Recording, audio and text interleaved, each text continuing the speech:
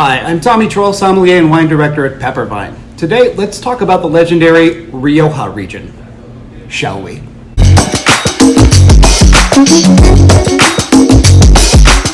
La Rioja is a small zone in north-central Spain that's been growing wine for a long time.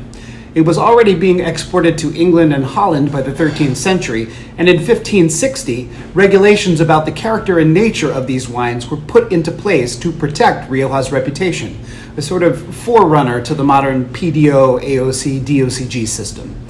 In other words, the wines were prestigious enough to trademark.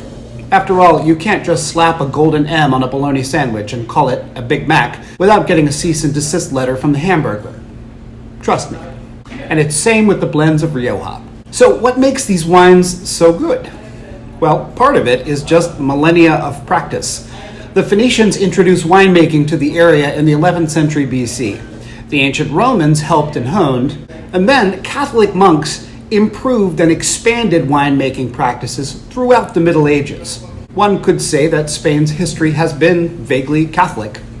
But in the 19th century, Rioja developed an unintentional relationship with another winemaking region that gave it a little boost. A series of wars called the Carlist Wars caused a mass exodus of Spaniards of means, and many of them fled to Bordeaux.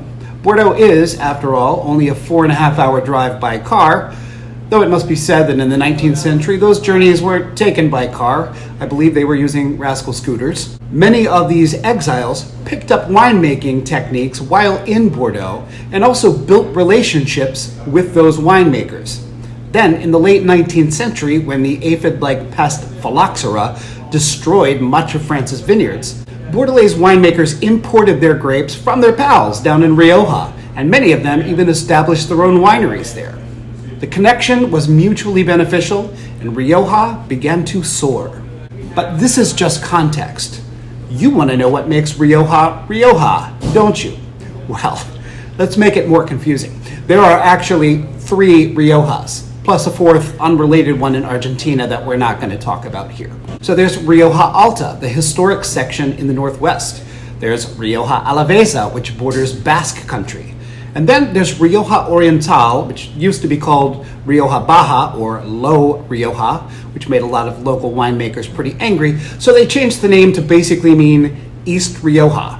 Each of these regions has its own characteristics. Rioja Alta focuses on Tempranillo-based blends, has the most diverse soil, and makes very high-quality, age-worthy wines. Alavesa also focuses on Tempranillo, this time on limestone soils, which helps give the wines an acidic backbone.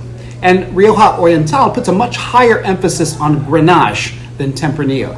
That said, the general rule of thumb for Rioja is that these are sturdy, earthy red wines containing Tempranillo, Grenache, Carignan, and or Graciano. They're normally aged in American oak because those vanilla flavors tend to favor Tempranillo's earthiness. There are different levels for aging, starting with Generico, Crianza, Reserva, and Gran Reserva. The young wines are juicy with red and black fruit flavors, with levels of toast, leather, tobacco, and earth increasing with age. And while 90% of Rioja production is red, there are some excellent white Riojas made from Grenache Blanc and Macabeo. So that's it. It's Rioja in roughly 3 minutes. Thanks for watching Pocket Wine School. If you'd like more videos about wine, please click like and subscribe, and I'll see you soon. And rock out with your cork out.